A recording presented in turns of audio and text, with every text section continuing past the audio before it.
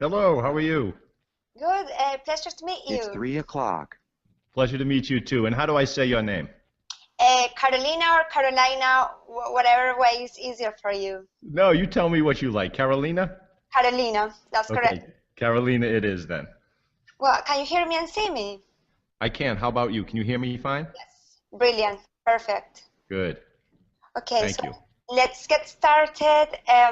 Thank you for your time, first of all. Good afternoon. My name is Carolina, and I'm here on behalf of Branders Magazine Colombia.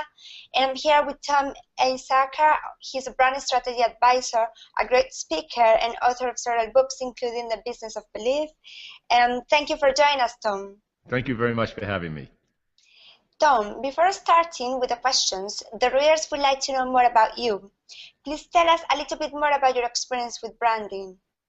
My experience with branding. Okay, well, I started out, I was an executive with General Electric in strategic planning years and years and years ago. I left there and I was the founder of a medical device company. So the branding of all of our products and services was my responsibility at the medical company.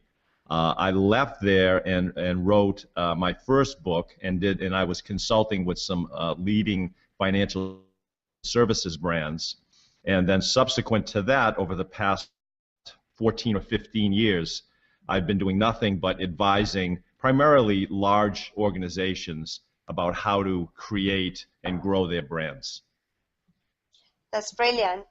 Um, okay, Tom, so speaking about branding, there are many definitions of branding, and in Colombia the term is still quite new and ambiguous.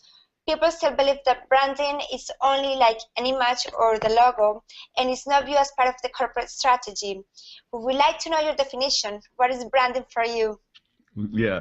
Okay. Well, I'll tell you what I use when I'm teaching people about branding, the definition that I use, and I call it an expectation of receiving a certain feeling by way of an experience. So if I decide to transact with your organization, to buy your product, to stay at your hotel, I'm expecting in return some type of feeling about that experience. So in essence, a brand is really no more than a sign. It's a sign. It's infused with meaning, personal meaning for the person that's looking at it. And the difficult thing is that different signs mean different things to different people. So that's what makes it such a complicated process to create a really strong brand. Wow, how interesting. Um, in one of your lectures, you talked about the behavior of people. You Yes. say that we should not change the behavior of this. How important is the behavior of people for a brand?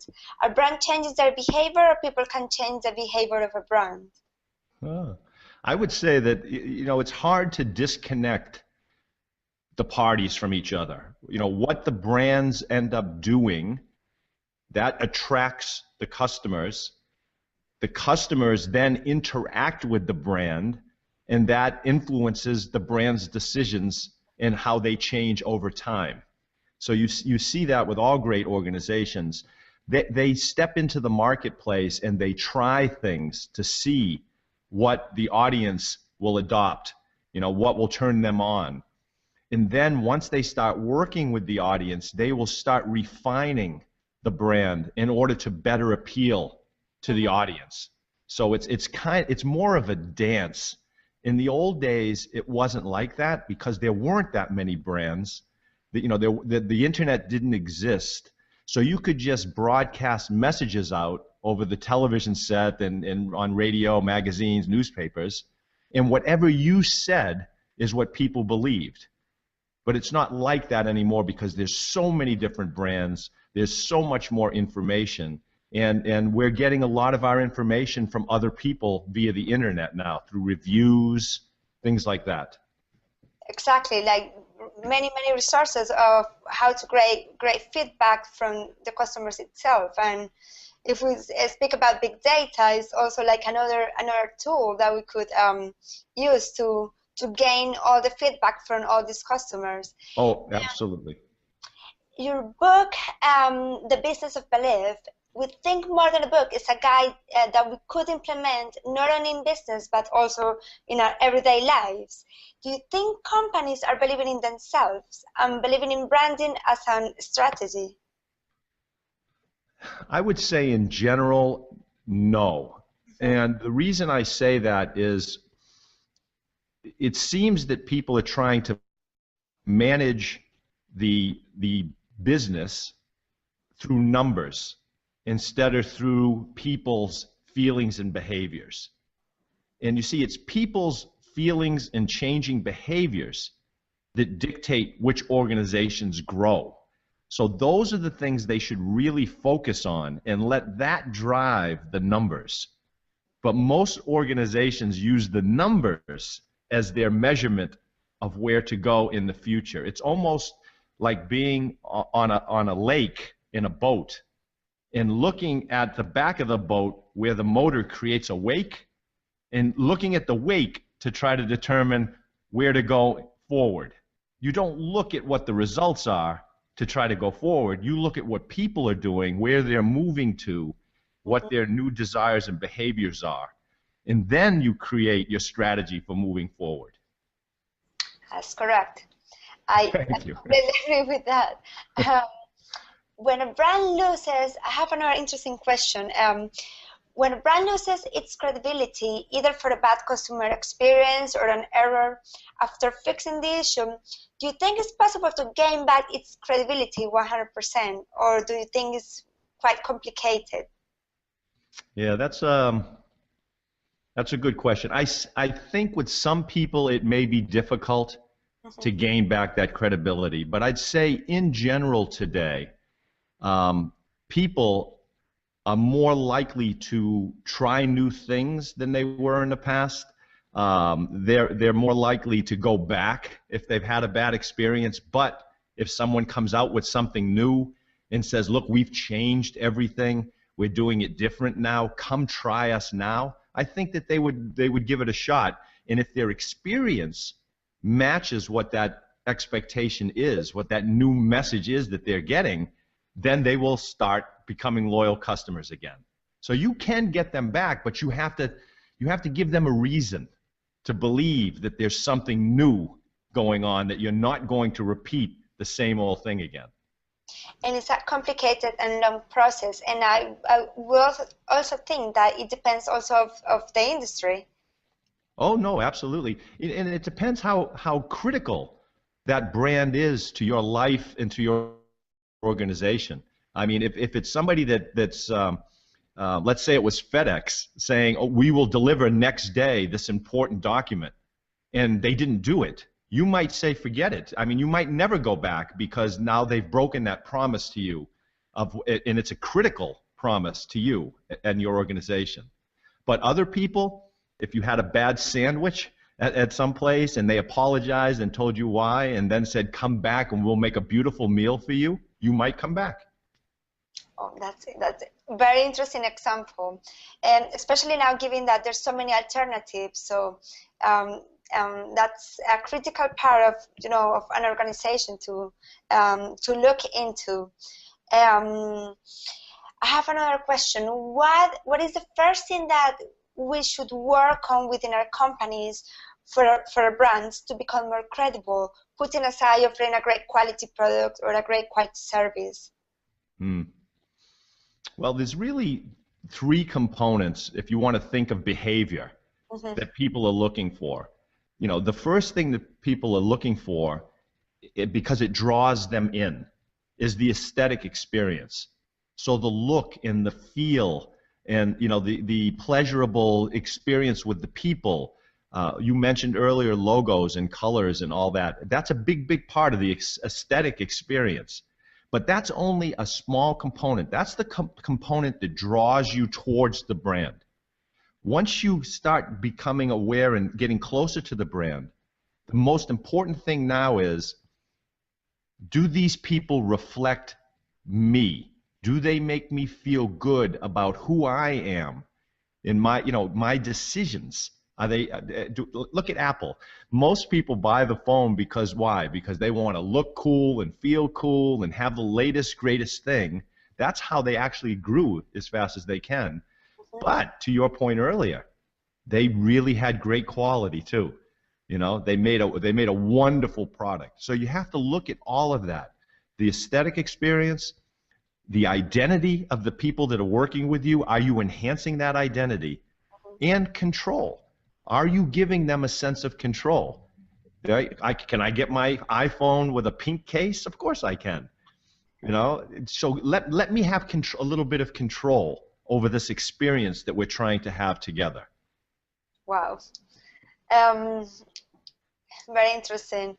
And talking about people's customs and culture, how do you think people's culture affect the brand credibility? And what, help me with that question.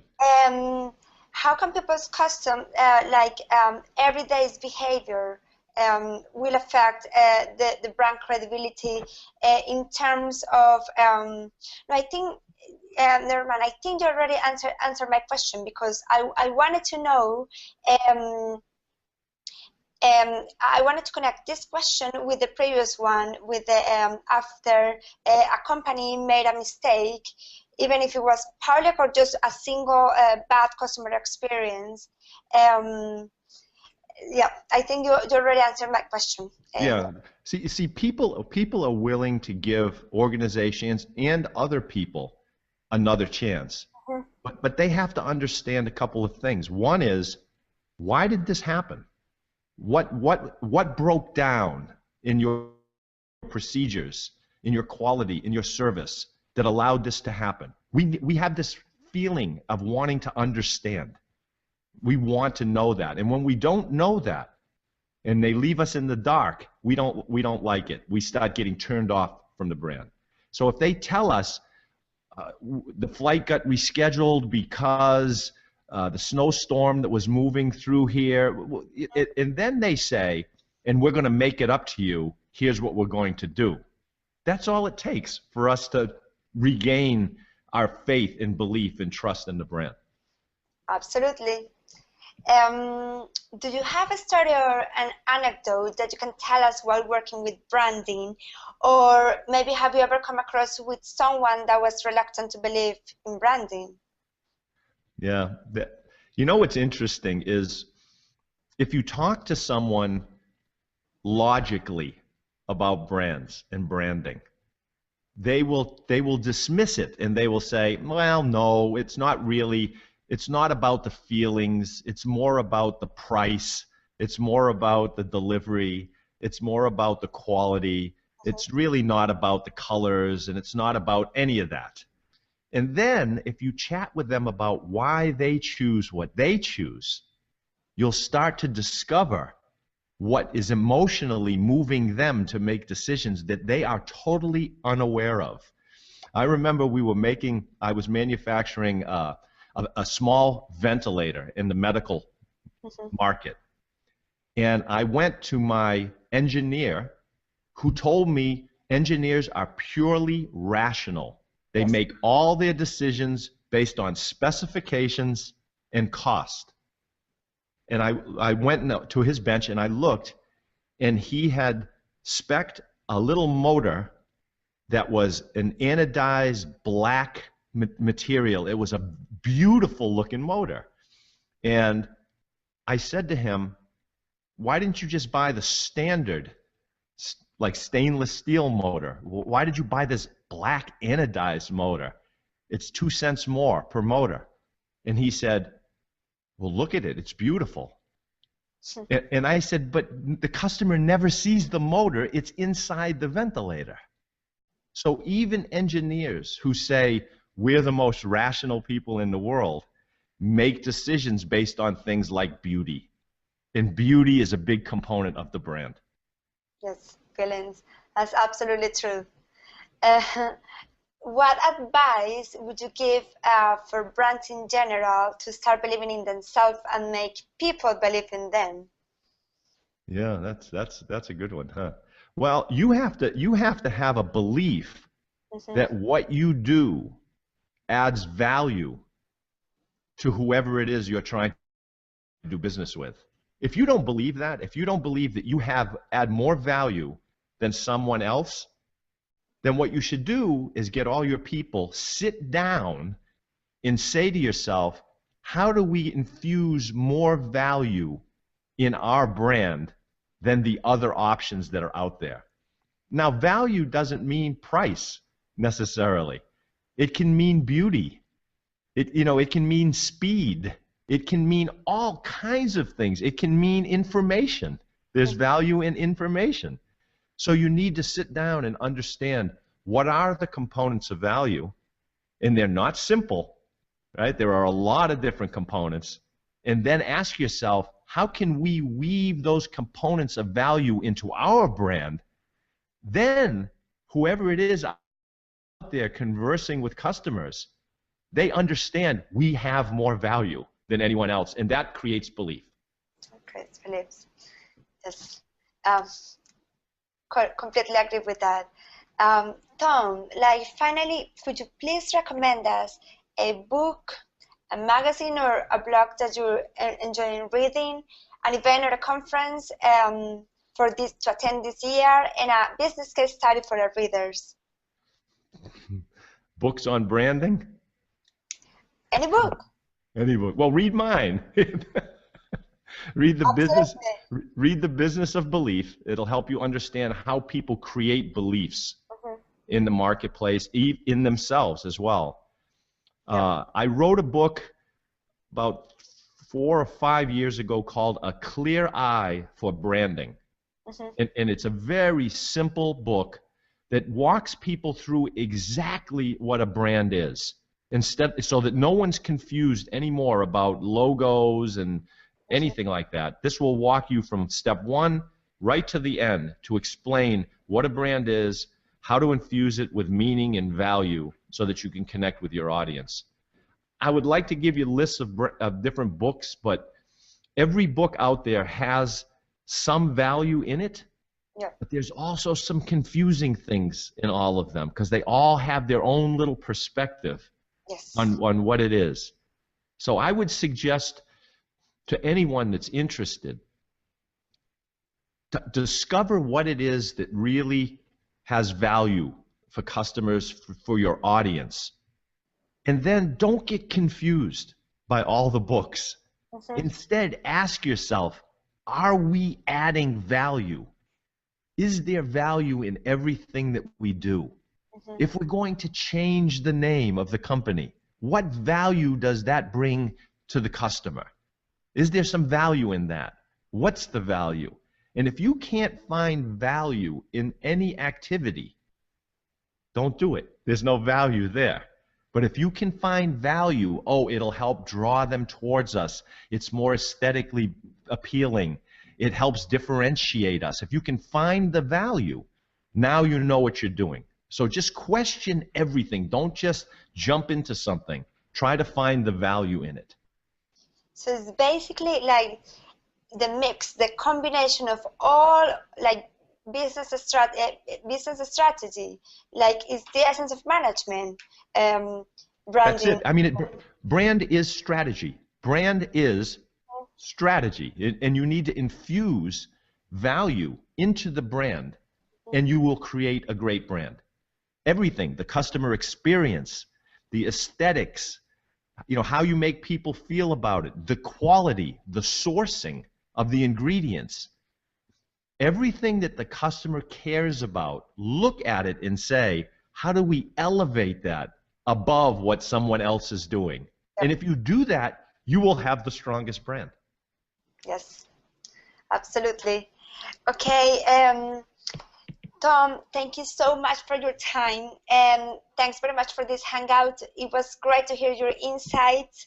Definitely going to read the book and have a look to what else is out there from branding. It's relatively new in South America in general, especially in Colombia. People still very confusing about branding, and they have a completely different belief of how valuable that tool is, because it's part of the strategy, and they still need to understand a little bit more to be able to to profit from that, and to be able to create like a whole different business culture within their companies, so they can build with time stronger brands. Well, Carolina, let me tell you, you're not that far behind, because everyone over here in the States, they're confused too. They're still spending a lot of money on irrelevant communication that customers really don't care about. A lot of money. Instead of taking that money and infusing it back in to the products and the services and the culture and the people, they think that they can move us through communication alone. Yeah. And that's over. That doesn't work anymore, because there are too many choices and there's too much communication. When there's only a few choices, communication works, right? Yes. Better choices, and sometimes it's not even like the main names out there that people are going for. Well, that's right. Talk about Super Bowl weekend, and it will be very interesting to see some of the commercials and how relevant are those going to be nowadays compared to 10 years ago. You're absolutely right. You look at some of the major brands that are spending millions of dollars on the Super Bowl commercials, and then you look at some of the startup brands, the craft brands, the ones that people are passionate about, and they don't even need to spend any money, because the people who are buying it love it so much, they tell all their friends on Facebook and everywhere else. So that's what's going on today, and I think organizations need to see and understand that, and they have to get more passionate about their products. That's correct. That's right. Tom, thank you so much once again. We really appreciate your time. We will look forward to have you again in future editions for Branders Magazine. This is our first edition coming this March. This interview will be broadcast for the next edition in May. And we look forward to work with you again in the future, and best of luck for this year.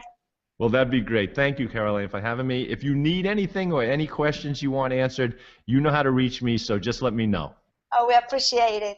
Thanks Thank so you. much. Have a nice day. Thank you. You too.